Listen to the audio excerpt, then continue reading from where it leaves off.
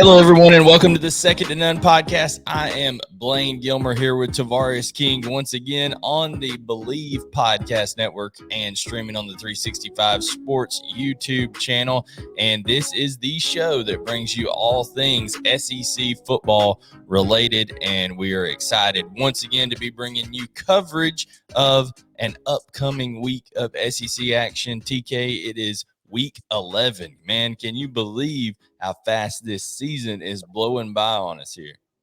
Yeah, man, time flies when you're having fun, and obviously it's been a fun year to be a dog. So yeah, it's been flying. It's been flying for sure, man. But we gotta still got a lot of good football to talk about. We were talking about it a little bit before the show, but man, there's the West is just wild right now. It's the wild west right now. So it makes it a little bit more fun to talk about and a little bit more fun to watch on the weekends for sure.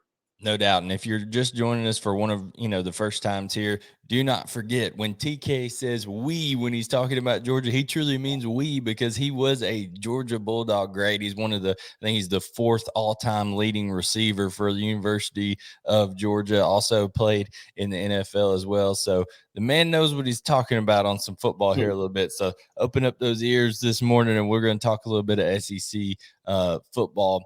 But first, TK, as always, we have to thank our sponsor here, which is BetOnline. But TK, man, when you talk about betting and stuff, I don't know that I would have bet that the college football playoff rankings would have came out like they did last night. And you and I are going to get to that right after we get this word from BetOnline. And TK, man, there's so much going on in the world of sport right now, whether it's Steph Curry dropping 50 points on people's heads over there, or there's a fight coming up between De'Aaron Williams and Frank Gore that now has odds on it and all that kind of stuff, man. It is crazy what's going on in the world of sports. Anything you want to bet on, though, you can do it over on BetOnline. And BetOnline, it remains the number one spot for basketball and football action, most certainly. And you can head on over to the new website,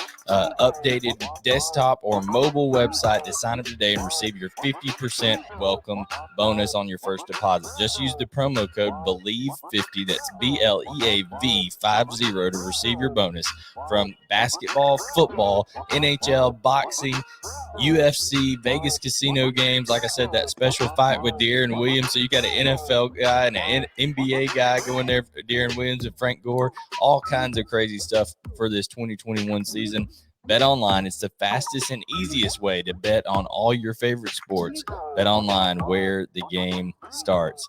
And TK, kind of where everything starts and ends in college football, when you talk about getting a chance to play for it all, is those college football playoff rankings, and wanted to throw those up here on the screen for you guys. Share the screen a little bit here. And if you're watching on the 365 Sports YouTube channel, of course, last night the playoff ranking committee comes out and drops another top 25, and you see here's the top 8. And when this is a show that focuses mostly on SEC, and we're going to preview Georgia at Tennessee, Texas A&M at Ole Miss, and Arkansas versus LSU today. But we did want to touch on these playoff rankings real quick. So, TK, you see the top 8 there. For those listening via podcast, I'll read them off. Georgia, Alabama, Oregon, and Ohio State. Those are the top 4 in that order. Cincinnati is the first one on the outside looking in. Michigan right behind them at 6, even though Michigan State is at 7, and Michigan State beat Michigan a couple weeks ago. Oklahoma at 8. So, TK, what is your reaction to the second round of college football playoff rankings? It's a little wacky. I know we talked about it being about more so of a power ranking than anything.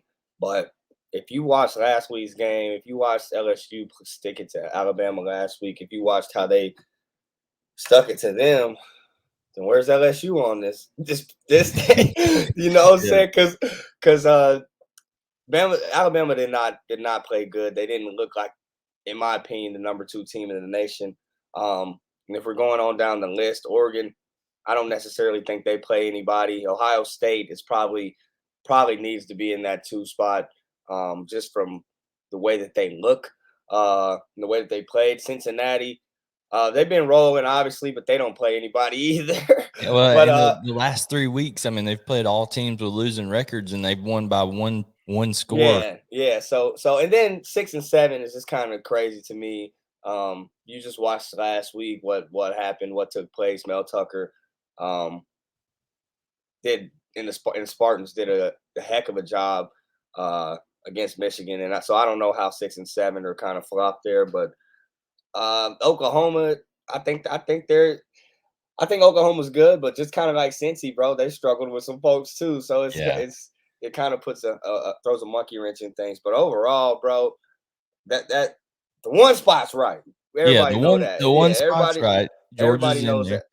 that one spot's right, but you could kind of just throw something at the wall and hope it sticks with everybody else. Well, that's kind of what the chairman said. He said 2 through 6. He said it's really kind of a logjam, and that all is going to play itself out because Ohio State still has to play Michigan and Michigan State. They have to play both of those teams.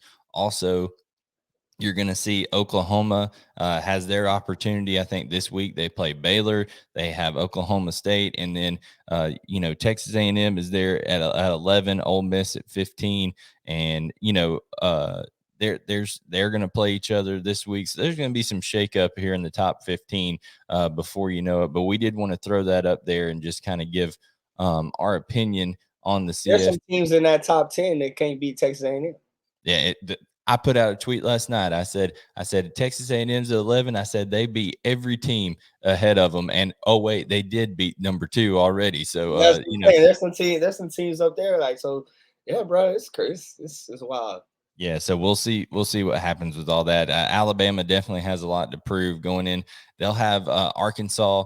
Like I said, we're gonna in a couple of weeks. They'll have Arkansas. They get a cupcake this week. Then they're gonna an FCS team, I think, and then they're gonna play. Then they're going to play Arkansas in 2 weeks, and then the Iron Bowl after that. So Alabama, if they get into that SEC championship game, they will definitely earn their way in there because Sam Pittman and company aren't going to be laying down for them, and neither will the Iron Bowl, especially being over there at Jordan-Hare Stadium. But for now, TK, we're going to start off talking about the Georgia Bulldogs, a 20-point favorite on the road at Rocky Top, Tennessee. And the over-under on this game is 56.5. This is the 3:30 Eastern game of the week on CBS. And Tavarres, when the number 1 ranked Georgia Bulldogs in general go up to Tennessee, I mean, there's always crazy things that can happen in Knoxville. But as of late, Georgia has dominated this rivalry, but a little bit different vibe with Josh Heupel at the helm there for Tennessee. A Tennessee team that is starting to believe a little bit in what their head coach is preaching. As they should, bro. As they should. Josh Heupel's got them rolling. Their trajectory is on the rise. They've got a good quarterback. They've got a quarterback that they believe in. They got a quarterback that's doing some great things for them. And with that, they've got guys around them. We mentioned it on the last show. Peyton, Velus Jones. They've got pieces, so they should feel good. But I don't know how good you're gonna feel on Saturday. Going up against a team that's giving up 6.6 points a game. I looked at it. Our secondary is playing really well too. So that is the matchup that I'm intrigued in. Is how we can cover those guys out wide. Obviously, I know that we're going to get to the quarterback. We're going to force Hendon Hooker to make some mistakes. We're going to be in his face. That's what we do. Now, they've got some special cats out there. They've got some guys that can do some special things. So I'm excited to see those matchups. Akili Ringo, see how he looks out there against a guy like a Velus Jones. Yeah, I mean, whether it's Peyton, Jones, Hillis, I mean, they have receivers out there. Bro. They got receivers out there who are big, have strong hands, go up and win 50-50 balls. And if you miss a tackle, they can take it to the house on you. Having said that, I think Georgia is one of the better tackling teams in the entire country. They actually had maybe one of their worst tackling games against Missouri. And, when something like that happens, Kirby Smart, when you're able to win a game 43-6 TK and you have some mistakes that you can go in there and chew people's butt on and practice the next week, that's like a coach's dream. He's able to say, look, you won the game like this, but look what happened. If you're playing a good team, you've been in those film sessions before. Those coaches love pointing out some of that. Hey man, it's about perfection, bro. I mean, nobody's perfect, but you can shoot for it. Yeah, Georgia is competing. Kirby Smart says it all the time, against their standard, right? They're trying to compete against their standard. So I think what this game is going to boil down to is Tennessee. A lot of people want to talk about those receivers and stuff, which we've pointed out that Tennessee has talented receivers. Hendon Hooker's doing a good job delivering the ball down the field. But if Georgia is able to make Tennessee one-dimensional, as they've done everyone else this year, and not allow them to run the football, they had 145 rushing yards against Kentucky. Not a stellar output, but just enough to make you, honor the box and honor the run. Kirby Smart said Tennessee's going to be stubborn with the run. They're going to try to keep pounding it. If Georgia's front seven is able to beat, 5 with 4 up there, if they're able to beat 6 with 5, lesser numbers, and keep more on the back end, I think Tennessee's going to find it hard to get some of those explosive plays. Tavarres, they had 13 minutes of possession in that game versus Kentucky. Kentucky had the ball for 46 of the 60 for 46 some odd minutes of the 60 minutes, and also had 612 yards of offense against Tennessee in that game. I think if you give Georgia that kind of opportunity, I don't know how much they'll see the ball. I like this game maybe to start off close for a little while, and then Georgia to pull away, late with mid-second quarter on, kind of as they've done in some other games this year, just with their depth and the overall athleticism and roster talent. I like them to win. I'm going to take Georgia to cover the spread, win 38-13 over Tennessee. So I'll be on the under. What are your thoughts on the outcome of this game? Yeah, I definitely agree with you there. It'll be interesting to see how Josh Heupel attacks this defense, if he's going to slow the game down or if he's going to do what he does and try to get these guys tired by going tempo, going some NASCAR. But I'm with you, man. I think I'm going to take the under as well, with the Dogs taking this thing 35-10. Just slightly on the under, just slightly. Yeah, just a slight. But yeah, man, I think I'm going to take the under. I think we get it done in Knoxville. No doubt. And, when you said earlier that the team Tennessee believes in their quarterback, Hendon Hooker, I think that's something you're starting to see in the Georgia quarterback as well. I think that the team is believing in Stetson Bennett. And, yeah, JT Daniels got to play last week, and I'm sure he's going to continue to find opportunities to get in games and stuff. But I think it's quite evident right now that Stetson Bennett is the quarterback that gives Georgia kind of the most opportunities on their offense right now, both with his legs and delivering the ball down the field. And he's getting some weapons, back now with Jermaine Burton and Arian Smith. So it's going to be exciting to see what the Georgia offense does in this game as well. Yeah, I'm excited. I mean, yeah, Kentucky hung 42 on them. So if they can do that, let's see what we can do. People forget that Tennessee, these are the top 2 offenses in the SEC, because Tennessee averages 38.2 points a game. Georgia is, I think Georgia's right behind it, Ole Miss, actually. So 2 of the top 3 offenses in the SEC, but Georgia's at 38.4 points per game. So they actually average more points per game than Tennessee does. But the difference is, TK, like you said, that defense. Tennessee allowing 28.2 points a game, Georgia a measly 6.6. So a little contrast of styles there. And we will see what happens here. But I think 2 big, stats that should alarm Tennessee fans is that last week, Hendon Hooker got sacked several times against Kentucky. And Kentucky's front is just not Georgia's front. And then also when you they run a 3-man front. Yeah, and when you talk about Kentucky racking up 612 yards of offense against Tennessee, Kentucky's not an offensive juggernaut by any means. So it's definitely some stuff that both teams need to get cleaned up heading into this one, but it'll be a fun one to watch. And now, TK, the second preview we're going to do is the Texas A&M Aggies, 2.5-point favorites, traveling to Oxford to take on the Lane Train. That is a 7 o'clock Eastern kickoff. 55.5 is the Ooh. over under. So TK, you've got a red hot Texas A&M team fresh off winning the Alabama State Championship after they've taken out Alabama and Auburn this year. So Texas A&M owns the state of Alabama in 2021, and now you have the Ole Miss Rebels trying to make sure they defend the home turf there in the state of Mississippi. What do you think about just first observations, this matchup between the Aggies and the Rebels on Saturday? I think it's a good matchup. I think it's a good matchup against two teams that have, in the past 2 weeks, shown that they're playing, better football. Um, I think it's a good matchup at the quarterback position. Zach Calzada's grown up a lot this year. I think he grew up a lot in that Bama game, and he's been playing progressively better and better. But on the other side of that, you got a guy like Matt Corral who's got weapons, and Watermeyer and Drummond.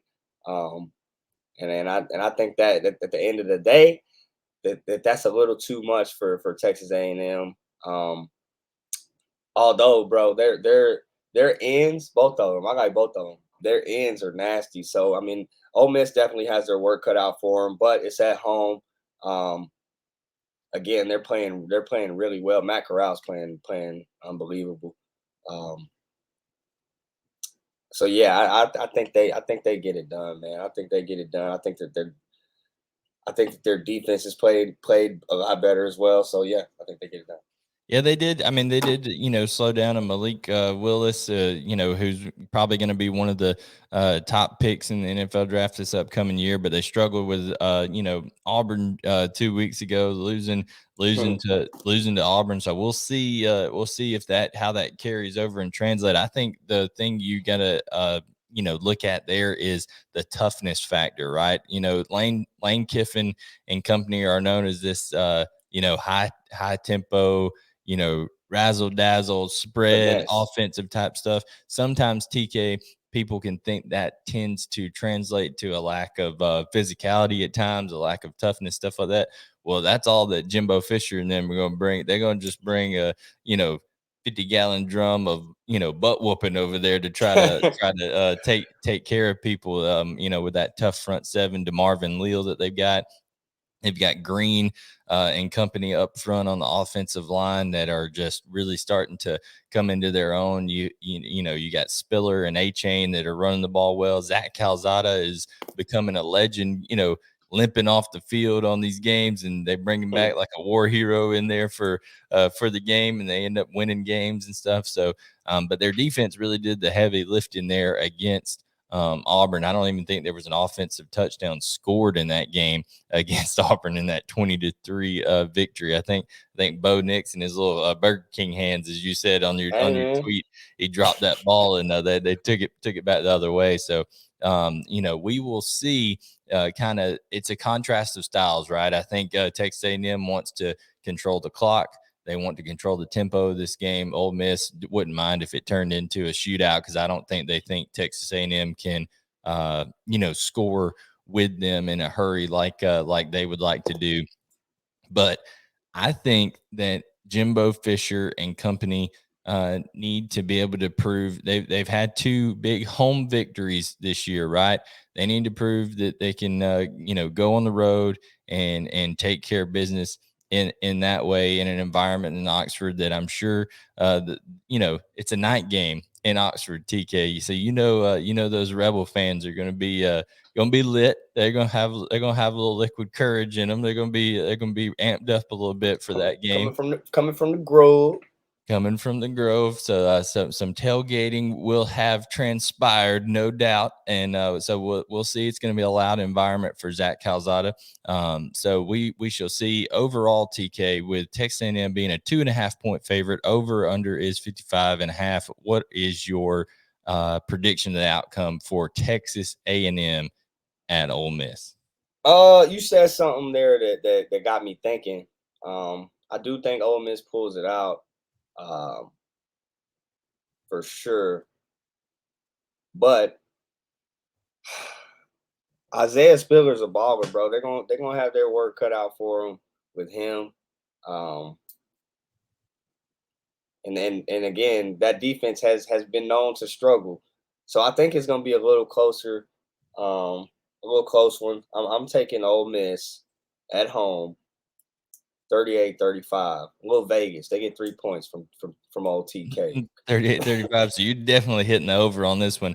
I think you're right. If it gets to be a high scoring affair like that, then I think Ole Miss definitely has the advantage in this because of their style of play and things of that nature. I think that, DeMarvin Leal, we're going to see NFL talent versus NFL talent here, because Matt Corral, I hope he's playing for the Atlanta Falcons next year. That's my Atlanta Falcons. I'd love to see him over there. I know Matty Ice needs somebody. Matty Ice is getting up there in age, TK. He's going to need an understudy here after a few You need years. to take somebody under his wing. Yeah, take somebody under his wing. Let Matt Corral learn the ropes from old Matty Ice over there. But no, I think this could be an opportunity against a number 11 team in the country. Like you said, Matt Corral, this could be a Heisman type moment for him, right? Because I think some of the shine is off of Bryce Young after his performances the last couple of weeks, right? I mean, he's had some struggles, things like that. So we'll see if Matt Corral is able to capitalize on Kenneth Walker, even for Michigan State. He was climbing up the rankings. They lost to Purdue. So that Heisman race is wide open. So we'll see if he has his Heisman type moment here. But I just think that the physicality that Texas A&M is going to bring to this game is going to be too much. I think they're going to be able to run the ball against that 3-2-6 type defense that Ole Miss employs. They're going to have to really change up their fronts and run blitzes and things like that to stop it, I Bleav. So I think they just end up controlling the tempo of the game. I barely like them to cover the spread. I do think it's a close game, especially with it being at Mississippi, but I think the legend of Zach Calzada grows in this one. Who knows? His leg was hurt one time, his shoulder. Who knows? He may break 3 fingers on his hand. They pop them joints back into So place. you gonna go out there throwing lefty, huh? No doubt. He pull a Jared Lorenzen and switch that ball on you, the big doughboy over there and put it in there that used to play for Kentucky. But I mean, when you look at it, TK, points per game in this one, in this matchup, Ole Miss is averaging 37.8 points per game. Like I said, they're first in the SEC. Georgia's second. Texas A&M 28.6. So it's definitely a contrast to styles. But that defense for Texas A&M, they're only allowing 14.7 points per game, and Ole Miss 27 points per game. So I'm going to go right here in the middle. I'm going to say Texas A&M wins this one on a field goal late. I'm going to say that they hold this one down. I'm going to go take the under, and I'm going to say Texas A&M covers the spread by just that half point, wins 27-24 over in Oxford. So you and I are splitting on this one. We're going to go eat dinner here soon. Whoever comes out of the outcome of this one will be buying this week to start off with. I'm with that, and it's 3 points. You okay? I'm with you. Yeah, 3 points. We're both 3 points. We're just saying who's going to win. You got a 3-point victory for Ole Miss. I got a 3-point victory for Texas A&M. So we shall see there.